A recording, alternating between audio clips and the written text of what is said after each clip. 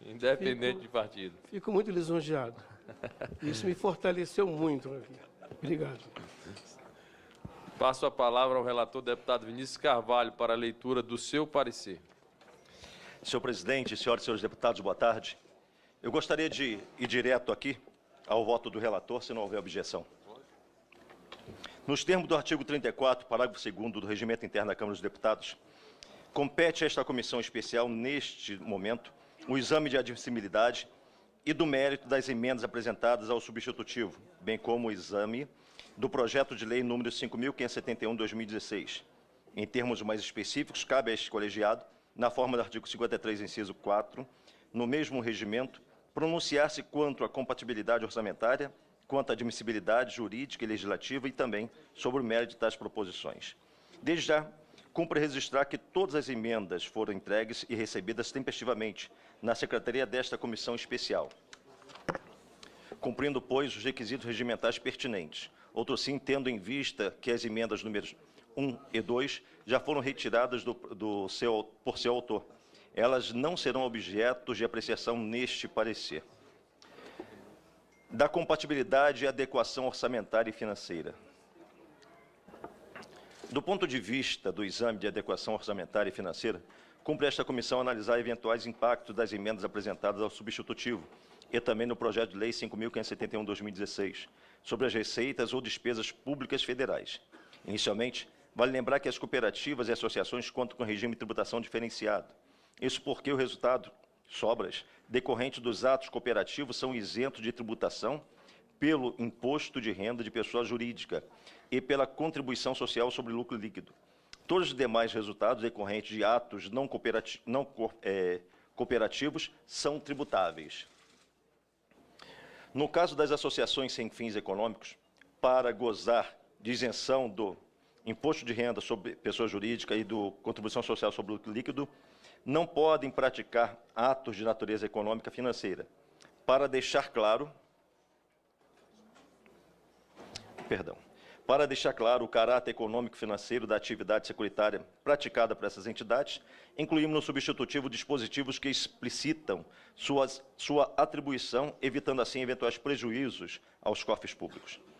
Verificamos que a emenda número 4 e 16 busca um cancelamento dos autos de infração levados pela SUSEP e a anistia das multas deles decorrentes aplicadas às associações de rateio de despesas.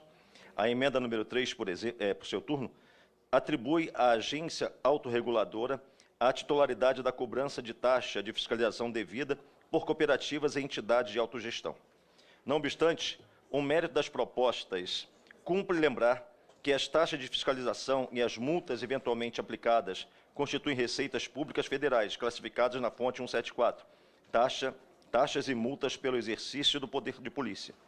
Portanto, ao redirecionar a cobrança das taxas ou anistias, multas, as emendas em referência promovem impacto no orçamento da União, sob a forma de renúncia de receita, devendo assim subordinar-se aos ditames da Lei de Responsabilidade Fiscal, da Lei de Diretrizes Orçamentárias e do ato das distribuições constitucionais transitórias da Constituição Federal. Artigo 14 da Lei Complementar número 101, de 4 de maio de 2000, Lei de Responsabilidade Fiscal, exige estar a proposição acompanhada de estimativa do impacto orçamentário e financeiro e de medidas de compensação. No mesmo sentido, o artigo 112 da Lei 13.473, de 8 de agosto de 2017, exige que as proposições que tratem de renúncia de receita, ainda que sujeitas a limites globais, devem ser acompanhadas de estimativa do impacto orçamentário e financeiro e correspondente compensação. A emenda constitucional número 95 de 2016, por sua vez, reforçou o controle sobre alterações legislativas geradoras de impacto orçamentário, ao estabelecer que a proposição legislativa que crie ou altere despesas obrigatórias ou renúncia de receita deverá ser acompanhada de estimativas do seu impacto orçamentário e financeiro. As demais emendas, bem como o projeto de lei 5.571 de 2016, restringe-se ao caráter normativo, sem implicação sobre receitas ou despesas públicas federais. Em vista do exposto, somos pela inadequação orçamentária e financeira das emendas número 3, 4 e 16 e pela não implicação orçamentária e financeira das emendas 5, 6, 7, 8, 9, 10, 11, 12, 13, 14 e 15, apresentadas ao substitutivo do projeto de lei número 3.139 de 2015, e pela não implicação orçamentária e financeira do projeto de lei 5.571 de 2016. A constitucionalidade, juridicidade e técnica legislativa. Analisando-se as emendas apresentadas ao substitutivo sobre o prisma da constitucionalidade e da juridicidade, somos da opinião de que 3 delas desafiam óbices incontornáveis, que comprometem sua admissibilidade jurídica. Referimos-nos às emendas 7, 11 e 14, que, em suma, modificam as composições e o regime jurídico do Conselho Nacional de Seguros Privados e da Superintendência de Seguros Privados. Considerando que se tratam de estruturas integrantes do Poder Executivo, entendemos que se está diante de matéria reservada à iniciativa legislativa privativa da Presidência da República, conforme preconiza o artigo 61, parágrafo 1º, inciso 2 da linha A da Constituição da República. Vale lembrar que a jurisprudência do Supremo Tribunal Federal é pacífica no sentido da imprescindibilidade da iniciativa do chefe do Poder Executivo para a elaboração de normas que remodelem as atribuições ou composições de órgãos de estrutura administrativa do próprio Executivo. Sendo o PL 3139/2015 de iniciativa parlamentar, consideramos ser constitucionalmente inviável a aprovação de tais emendas, sob pena de perpetrar invasão da competência legislativa privativa da Presidência da República. Em relação às demais emendas apresentadas ao substitutivo do projeto de lei número 3.139 de 2015, bem como a relação de projeto de lei número 5.571 de 2016, entendemos que não incorrem nos mesmos vícios, revestindo plena constitucionalidade formal e material. No que tange à juridicidade, entendemos que tais proposições não veiculam preceitos que contrariam os princípios gerais de direito que informam o sistema jurídico pátrio, tampouco os tratados internacionais celebrados pela República Federativa do Brasil. Por fim, quanto à técnica legislativa e à redação, temos que tais proposições também entendem as prescrições de lei complementar número 95, de 26 de fevereiro de 1998. Em vista de tais razões, somos pela inconstitucionalidade das emendas número 7, 11 e 14 e pela constitucionalidade, juridicidade e boa técnica legislativa das emendas 3, 4, 5, 6, 8, 9, 10, 12, 13, 15 e 16, apresentadas ao substitutivo do projeto de lei 3.139 de 2015 e pela constitucionalidade, juridicidade e boa técnica legislativa do projeto de lei número 5.571 de 2016. Do mérito das emendas ao substitutivo do projeto de lei número 3.139 de 2015. Examinando-se o conteúdo das emendas apresentadas ao substitutivo do projeto de lei número 3.139 de 2015, não objetadas anteriormente por inadequação financeira e orçamentária ou por vício de inconstitucionalidade, é possível verificar que o objeto de todas foi o de aperfeiçoar o texto do substitutivo. A despeito das diversidades dos aspectos nelas versados, uma análise mais detida das emendas permite segregá-las em 2 grandes grupos. De um lado, temos aqueles que buscam introduzir modificações estruturais no texto, cujo resultado prático é a alteração substancial do próprio sentido do substitutivo. De outro, temos as emendas que buscam alterar apenas aspectos pontuais do substitutivo, sem modificação apreciável no seu sentido ou abordagem. O primeiro grupo compreende as emendas 5, 6 e 12. Com a devida vênia aos autores, essas sugestões não puderam ser acolhidas porque implicam desvirtuamento ou flexibilização para além do razoável das bases em que se sustenta o substitutivo. Em nossa visão, tais emendas acabariam tornando frouxas demais ou até verdadeiramente inócua a regulação e a supervisão das entidades de autogestão. Figura jurídica nova que propusemos, juntamente, para legalizar a atuação das associações de proteção veicular, proteção automotiva e de benefício mútuo. O que se teria, ao fim e ao cabo, seria um completo esvaziamento de toda a lógica normativa que buscamos incorporar na apresentação do substitutivo, razão pela qual somos pela rejeição de tais emendas.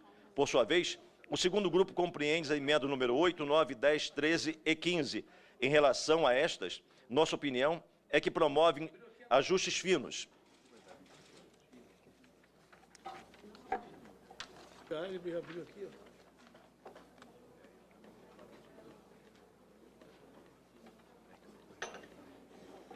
Mais importantes de conteúdo, por meio de alterações e acréscimo do texto do substitutivo.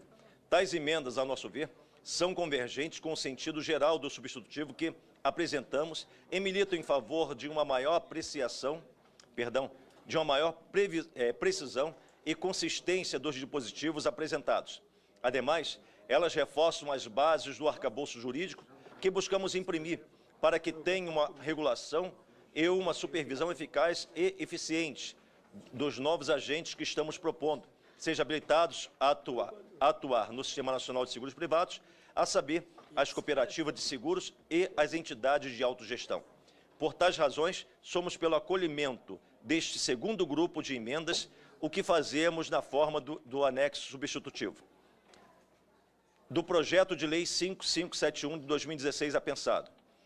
Em linhas gerais, entendemos que o projeto de lei 5571 de 2016, recém-apensado por decisão proferida pela presidência da Câmara dos Deputados, possui sentido absolutamente convergente com as proposições principais, com a proposição principal, o projeto de lei 3.139 de 2015. Com efeito, é visível e louvável a iniciativa do autor da proposição, o ilustre deputado João Campos, de estabelecer regras para o funcionamento das associações de socorro mútuo, retirando-as do verdadeiro limbo jurídico em que se encontram.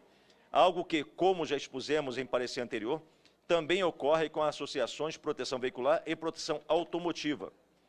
Uma atenta análise de ambas as proposições, no entanto, permite que se conclua com facilidade que o projeto de lei número 5.571 de 2016, ora pensado, estabelece uma solução para apenas parte dos problemas que já discutimos à exaustão. Primeiramente porque trata exclusivamente das associações de socorro mútuo, não resolvendo os problemas das entidades de proteção veicular e proteção automotiva. Segundo porque trata de matéria exclusivamente sobre o prisma civil, não se tratando de importantes questões acerca da regulação econômica e da tributação dessa atividade. Por outro lado, são nítidas algumas zonas de interseção entre ambos os projetos de lei, a demonstrar a convergência no sentido de que antes expusemos. Vale citar, por exemplo, o estabelecimento de regra mínima para o funcionamento das associações, a oferta do plano de socorro mútuo e o rateio, a sujeição dessas entidades à competência regulatória do Conselho Nacional de Seguros Privados e o estabelecimento de um prazo de transição para que as entidades que já atuam nesse segmento possam se regularizar. Entendemos, portanto, que há muitos pontos de convergência do que divergência entre as duas proposições aqui analisadas. E mesmo as dissintonias que verificamos entre os projetos de lei, nos parecem muito mais relacionados à técnica legislativa do que propriamente ao conteúdo. Somos, contudo, da opinião de que praticamente todos os aspectos abordados no PL 5571 de 2016 apensado já estão devidamente contemplados no substitutivo que apresentamos ao PL número 3.139 de 2015. Há, assim, uma nítida relação de continência entre as proposições, na qual o substitutivo que apresentamos desponta com uma maior amplitude, consistência e profundidade. Em vista de tais fundamentos, somos pelo acolhimento de ambas as proposições que, na forma do substitutivo que ora apresentamos, que tem por objetivo de reunir as melhores contribuições de ambas as proposições. É importante deixar claro que não estamos de modo algum impedindo ou cerceando qualquer forma de associativismo, muito menos equiparando as entidades de socorro mútuo à empresa com fins lucrativos. O direito de associação permanecerá livre e tais entidades continuarão a revestir, em sua plenitude, sua maior característica, que é a sua auto-organização. O que estamos aqui a propor é tão somente o estabelecimento de regras que nos parecem mínimas para garantir aos consumidores e aos associados a garantia de direitos básicos.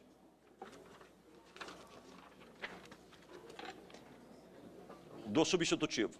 Em linha com os fundamentos anteriormente expostos e atentando pelas preocupações externadas pelos ilustres colegas dessa comissão especial, em nossa reunião de 13 de 3 de 2018, bem como para as valiosas contribuições encaminhadas a este relator pela Superintendência de Seguros Privados, pela Secretaria da Receita Federal do Brasil, entendemos por bem incorporar nesse novo substitutivo algumas importantes inovações de natureza tributária e regulatória.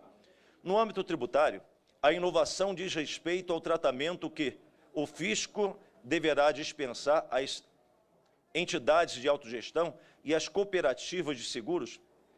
Entendemos ser necessário incluir um dispositivo estabelecendo regras mais claras acerca do regime tributário a que estarão sujeitas esses novos entrantes do Sistema Nacional de Seguros Privados.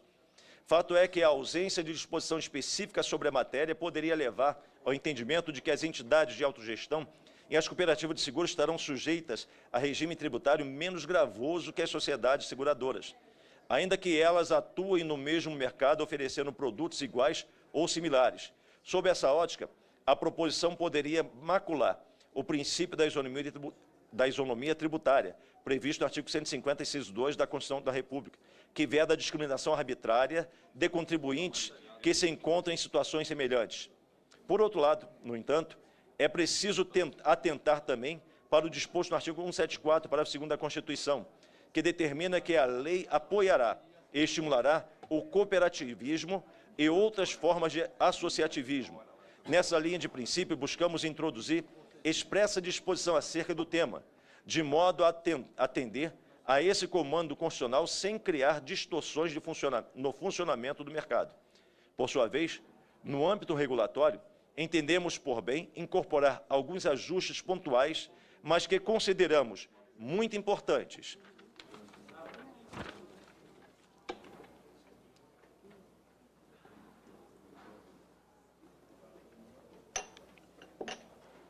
Em prol do aprimoramento dos novos contornos que, na presente proposição, pretendemos conferir ao Sistema Nacional de Seguros Privados.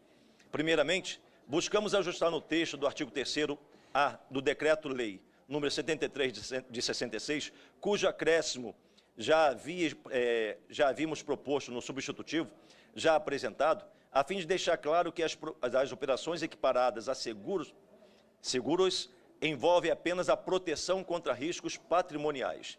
Em segundo lugar, propomos alguns acréscimos de dispositivo ou expressões no artigo 24 do Decreto-Lei 73 de 66, a fim de deixar claro que as cooperativas de seguro e as entidades de autogestão deverão atuar com exclusividade com operações de seguros privados e outras a elas assemelhadas, o que evitará, por exemplo, a constituição de cooperativas ou associações mistas, ou seja, que conjuguem sua atuação no SNSP junto com outras atividades. B. Deixar claro que as operações de seguro de vida por sobrevivência são exclusivas de pessoas jurídicas constituídas sob a forma de sociedades anônimas. E C. Conferir ao CNSP e à SUSEP a possibilidade de estabelecerem a regulação proporcional também em função da região de atuação das instituições operadoras, o que permitirá a edição de regras direcionadas para as instituições que operem regionalmente. Em terceiro lugar, propomos uma alteração na redação da linha B do artigo 125 do Decreto-Lei 73 de 66, que trata de vedação aos corretores seguros, buscando harmonizar o tratamento que já havíamos proposto no substitutivo apresentado com as regras constantes no artigo 17, a linha B, da Lei 4.594 de 64, que disciplina a profissão de corretor de seguros. Estamos propondo a inclusão de disposição para consignar que, além de não poderem manter relação de emprego ou de direção com instituições operadoras do Sistema Nacional de Seguros Privados, tais profissionais também não poderão ser sócios acionistas, membros de órgãos estatutários ou contratuais. Com isso, evita-se o potencial conflito de interesse na atuação dos corretores. A quarta alteração de natureza regulatória diz respeito ao regime sancionador aplicável ao agente no mercado de seguros privados. Entendemos que, sobretudo, à vista da possibilidade de estarmos criando para a entrada de novos agentes no Sistema Nacional de Seguros Privados, como o consequente aumento no número de instituições supervisionadas e até de segurados, parece-nos... Por favor. Obrigado.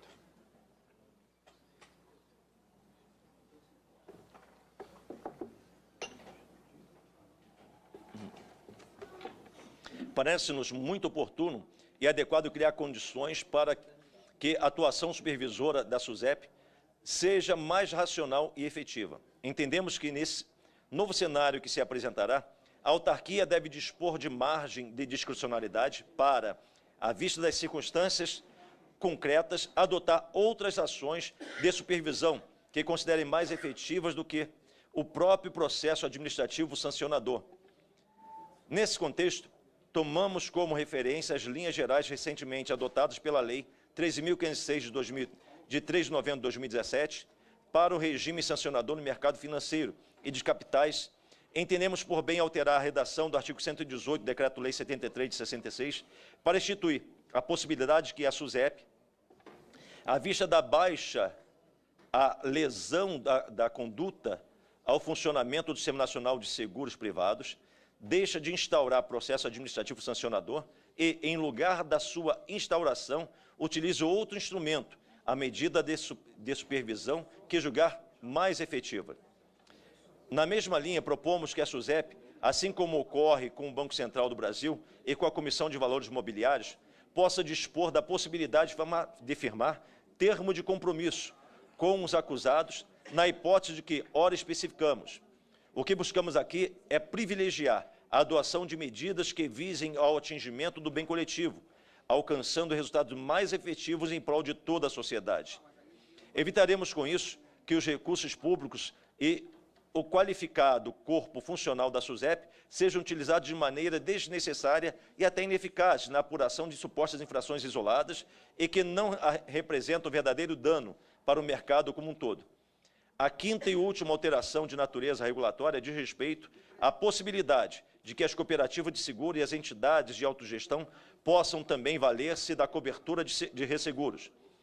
Em sintonia com o propósito de harmonização da legislação para todos os agentes desse remodelado Sistema Nacional de Seguros Privados, entendemos ser salutar que esses novos entrantes, assim como já o fazem as seguradoras, possam dispor da